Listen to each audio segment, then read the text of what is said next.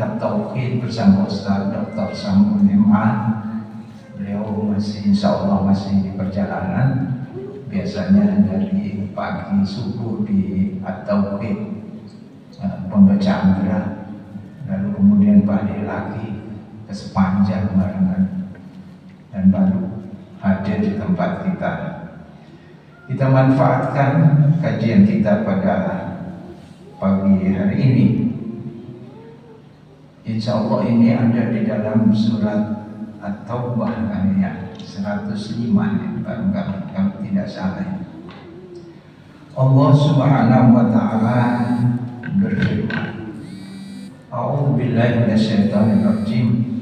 Wa qul iman fa sayarallahu 'alaikum wa rasuluhu wal mu'minun wa saturadduna ila 'alimil ghaibi wasyahadah fa yunabbi'ukum bima kuntum ta'malun. Allah Subhanahu wa taala memerintahkan kepada kita, wa qul imanu, dan bekerjalah kalian, beramallah kalian, bahwa hidup ini tidak pernah berhenti kita dari berbuat, beramal. Kalau disebutkan di sana beramal, tentunya adalah amalan-amalan yang soleh, perbuatan-perbuatan yang baik. Bekerjalah kalian juga. Kita tidak sibuk di dalam kehidupan ini. Di dalam ayat yang lain, ya ayyuhal insan innaka kadihun ila rabbika kadahan famulaqi, bahwa kalian bekerja keras menuju Tuhanmu, maka pada gilirannya nanti kalian akan bertemu dengan Allah Subhanahu wa taala. Wa qul i'malu fasayarallahu 'alaikum wa rasuluhu wal mu'minun. Maka ketika kalian bekerja itu, beramal itu disaksikan pula oleh Allah Subhanahu wa taala. Di mana saja kita berada, profesi apa yang kita kerjakan, ya, pekerjaan itu dan cara kita bekerja dinilai oleh Allah Subhanahu wa taala. Wa rasul wal mu'minun, begitu pula rasulnya dan orang-orang yang beriman ikut pula memberikan kesaksian atas perbuatan-perbuatan kita. Lalu diyakinkan lagi, wa saturadduna ila alimil ghaibi wasyahadah. Nanti Allah yang menilai itu, yang mengetahui, yang maha mengetahui, yang alimul ghaibi wasyahadah, baik yang tersembunyi, yang gaib maupun yang nyata, baik yang ada di dalam niat kalian, hati kalian, atau pekerjaan-pekerjaan yang tidak diketahui oleh manusia, Allah tahu. Makanya ini yang berkaitan dengan, kalau dulu ada istilah waskat, pengawasan melekat. Lalu diterjemahkan lagi karena sama katnya, pengawasan malaikat. Jadi waskat itu di zaman Pak Harto dulu, waktu menterinya itu Kokam Tiwi Sutomo. Itu ada waskat supaya kita ini tidak korupsi, kan itu waktu itu. Sekarang waskatnya itu sudah tidak ada. Padahal meskipun istilah waskatnya itu yang sudah kita canangkan itu sudah tidak berlaku, tapi waskat bagi malaikat ya tetap berlaku. Jadi, ini kita akan diawasi oleh Allah yang maha tahu tentang yang gaib, yang kalian sembunyikan meskipun ada di dalam hati kalian. Kita bekerja, kita beramal itu niatnya seperti apa, nanti Allah tahu. Allah tahu. Kalau kita bekerja di sebuah perusahaan misalnya, atau sebuah kantor, ini pedoman bagi orang yang beriman bahwa kita bekerja itu pasti diawasi oleh Allah Subhanahu wa taala. Nah, ini kita yakinkan bahwa ada yang namanya muraqabah itu ya, dalam pengawasan Allah Subhanahu wa ta'ala. Nah, ini perlu kita yakinkan. Kalau kita ingin derajat kita itu naik, misalnya, ya bekerjanya harus sungguh-sungguh. Karena yang ngawasi itu Allah, yang nilai Allah. Yakini, kalau kita itu bekerjaannya dengan sungguh-sungguh, maka derajat itu akan diangkat. Oh, cocok kamu tempatnya di situ, ditempatkan di tempat yang lebih tinggi. Yakini itu, yakini. Dan ini sebuah pelajaran yang luar biasa ya, dari Al-Quran itu, yang mesti kita terapkan di dalam diri kita. Wasaturaduna ila alimil ghaibi wasyahadah. Dan ditutup ayat ini, fayunabbi'ukum bima kuntum ta'malun. Bahwasanya kalian nanti akan ditunjukkan hasil dari pekerjaan kalian, cara kalian bekerja, dan apa yang kalian kerjakan, semuanya akan ditunjukkan. Di mana? Ketika kita menghadap di persidangan Allah Subhanahu wa ta'ala. Jamaah ini rahmati Allah Subhanahu wa ta'ala, dari ayat ini ketika diperintahkan untuk bekerja, Rasulullah Shallallahu Alaihi Wasallam beserta para sahabatnya itu sudah memberikan contoh ya, tentang etos kerja. Ini kalau dikaitkan dengan etos kerja, etos kerja seorang Muslim itu seperti apa ya, kerjanya dengan sungguh-sungguh, diawasi oleh bosnya, awas atasannya, atau tidak diawasi. Seorang Muslim itu kerjanya mesti sungguh-sungguh, karena yang ngawasi itu adalah yang maha menjadi bos, yaitu Allah Subhanahu wa ta'ala. Di mana saja kita bekerja, maka kita mesti perhatikan cara kita bekerja dan apa yang kita kerjakan. Yang kita kerjakan itu halal apa tidak? Cara kita bekerja itu halal apa tidak? Ini dibimbing kita. Rasulullah memberikan pelajaran pada kita tentang etos kerja. Dicontohkan oleh Rasulullah. Rasulullah sejak usia remaja ya, bahkan anak-anak di usia 6 tahun Rasulullah sudah mulai bekerja mandiri, yaitu dengan menggembalakan kambing. Karena tidak ada yang tempat untuk mengeluh dan lain-lain, Rasulullah tidak punya, karena orang tuanya, ibu dan bapaknya sudah wafat. Yang mengasuh itu adalah kakeknya lalu pamannya, dilanjutkan pamannya. Umur 6 tahun sudah bekerja, tidak mengandalkan lagi bergantung kepada orang tua. Lalu di umur 12 tahun Rasulullah SAW itu juga bekerja, ikut berdagang. Yang ngajari adalah pamannya, yaitu siapa? Abu Thalib. Bekerja itu tidak di sekitar Mekah, bahkan ikut keluar dari Mekah, di lintas wilayah Rasulullah, yaitu sampai di Sam. Rasulullah bekerja di usia 12 tahun, cukup lama bekerja dengan Abu Thalib, itu paman Rasulullah SAW. Sehingga di waktu ikut bekerja ke Sam itu ada sebuah peristiwa kan di dalam kisahnya, ketika bertemu dengan seorang rahib pendeta ya, ketika mampir di tempatnya itu, rahib ini kan memahami kitab suci ya, yang dia pahami kitab-kitab suci Allah Subhanahu wa ta'ala yang diturunkan sebelum Al-Quran. Maka tanda-tanda kenabian itu diketahui oleh rahib ini, bahwa ada awan di atas sana. Sehingga sang rahib ini bertanya kepada pimpinan rombongan kafilah ini, yaitu Abu Thalib, apakah masih ada yang masih tinggal di unta-unta yang diparkir itu. Nah, masih ditanyakan. Kata Abu Talib sudah tidak ada, hanya anak kecil saja.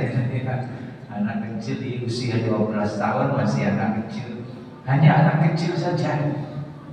Nah, coba itu suruh masuk saja itu dia. Nah, ini sudah tanda itu sudah diketahui oleh Rahib ini karena dia seorang ulama agama waktu itu. Inilah ciri-ciri seorang nabi, sehingga Abu Talib dipesan oleh sang rahib ini supaya anak ini dijaga dengan baik, keselamatannya. Ini pengalaman perjalanan Rasulullah SAW ketika ikut berdagang dengan Abu Talib ke Sam itu. Jamaah yang dirahmati Allah Subhanahu wa Ta'ala, dari pengalaman bekerja keras yang seperti itu sampai di usia 25 tahun Rasulullah SAW sudah menjadi seorang yang gigih bekerja dan entrepreneur yang berhasil. Entrepreneur yang berhasil sehingga berani menikahi siapa? Khadijah itu. Kalau tidak punya modal ya tidak berani. Karena Khadijah itu orang kaya raya. Walaupun yang minta itu Khadijah, tapi konsekuensi sebagai orang laki-laki jadi punya modal untuk menikahi Khadijah. Nah, kalau ditanya mas kawinnya opo gitu ya, mas kawinnya temri orang cocok dengan Khadijah yang kaya raya seperti itu, sehingga diceritakan berapa ekor unta itu sebagai maharnya menikahi Khadijah. Walaupun yang meminta itu siapa? Khadijah. Inilah yang kemudian menjadi kebiasaan di beberapa daerah di kalangan umat Islam itu. Yang dekat dengan kita adalah kebiasaan di Lamongan. Walaupun saya bukan orang Lamongan.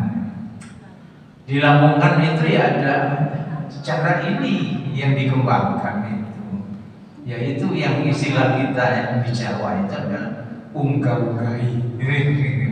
Apa itu? Cerita siapa itu?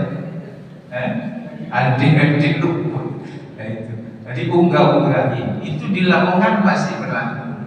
Jadi yang melamar itu adalah perempuan. Memang karena itu kebiasaan. Kalau di tempat lain yang malu gitu, perempuan kok ngedek kayak gitu.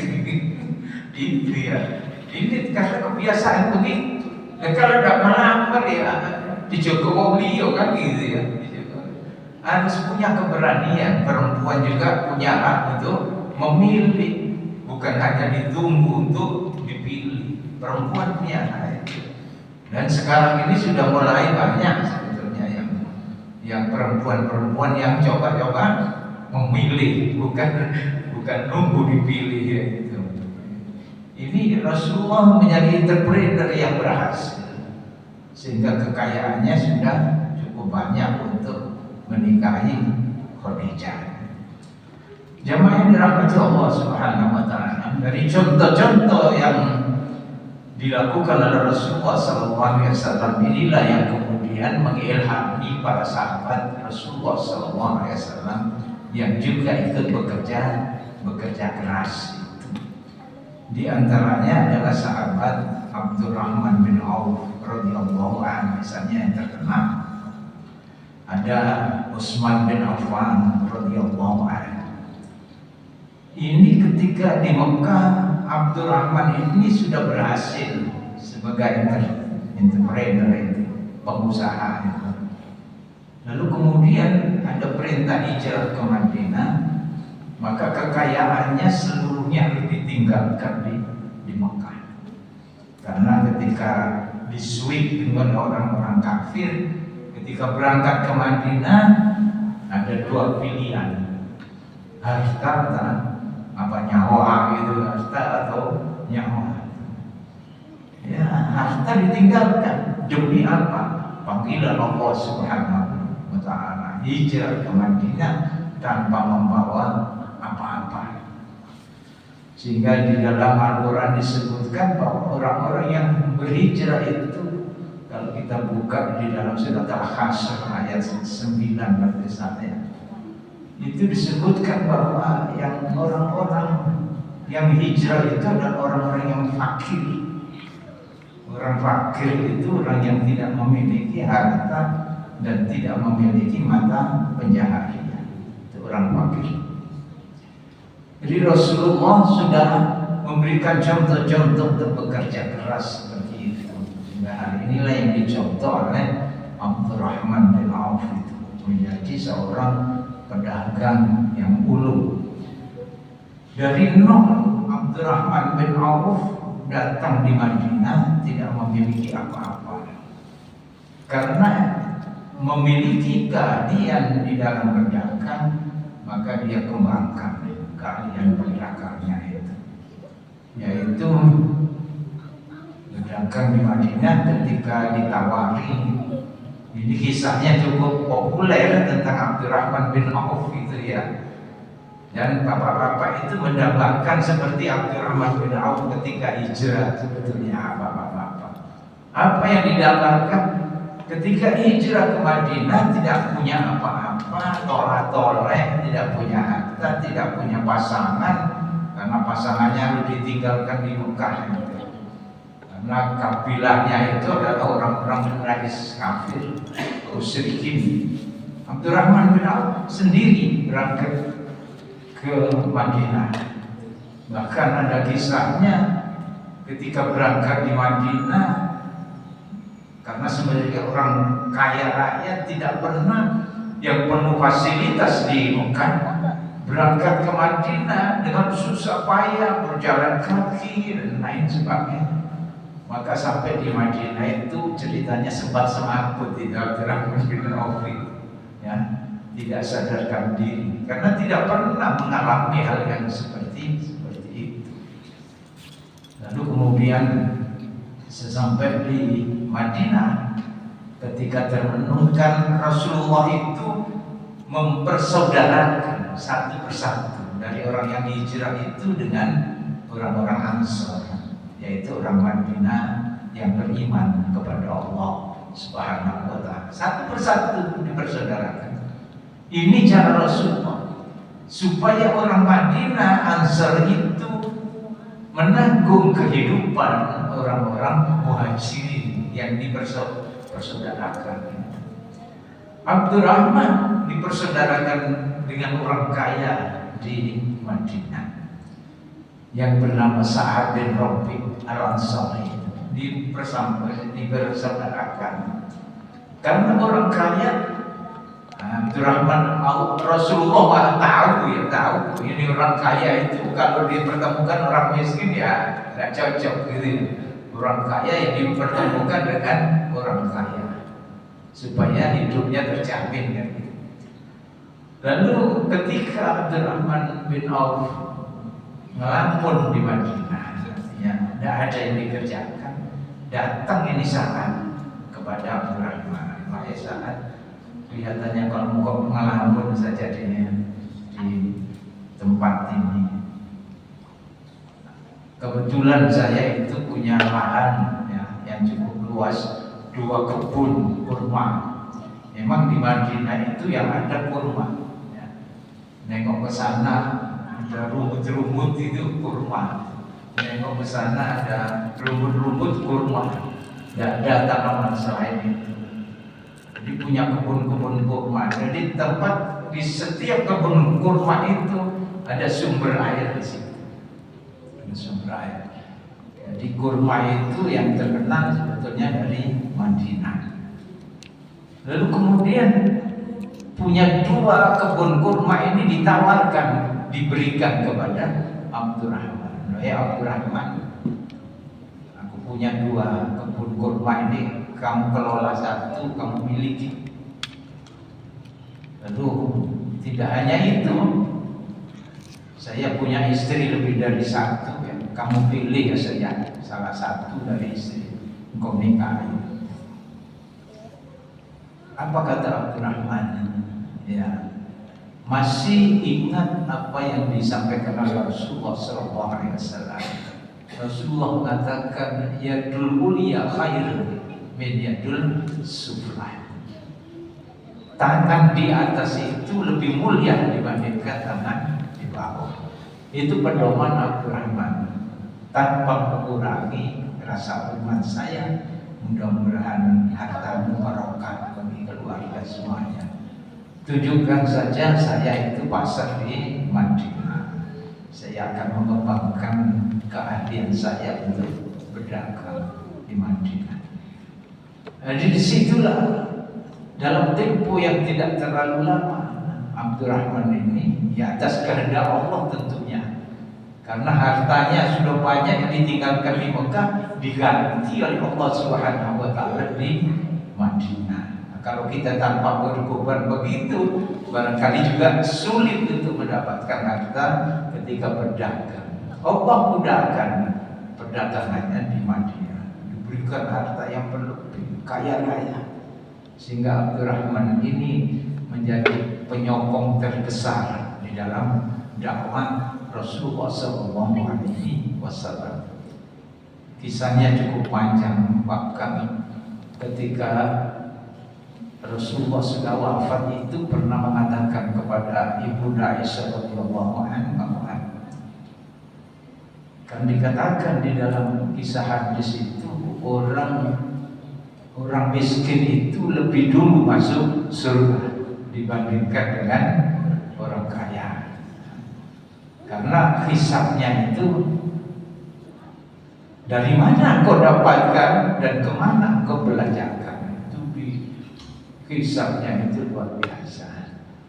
Dan bahkan Abdurrahman bin Auf ketika kaya raya di Madinah itu sempat menangis juga melihat kekayaannya itu. Ketika akan berbuka itu menangis terseduh-seduh, ingat sahabatnya Mus'ab bin Umair yang dulu anaknya orang kaya yang sudah hijrah ke Madinah, meninggalkan fasilitasnya, lalu kemudian ditanya oleh anaknya, mengapa kau menangis? Ya udah, saya ingat Mus'ab bin Umair dan saya takut bahwa fasilitas telah diberikan kepada aku berlebih seperti ini di dunia. Saya takut nanti di akhirat saya tidak dapat lagi. Nah, ini renungan sebagai orang kaya yang takut nanti kapan bersuara kurang di dunia. Nah, ini sekilas ya tentang bekerja keras di dalam surat At-Taubah tadi ayat 105. Mudah-mudahan untuk mengisi waktu ini bermanfaat bagi kita dan dilanjutkan kajian tauhid. Ada Ustaz Dr. Samad, kepadanya dipersilakan.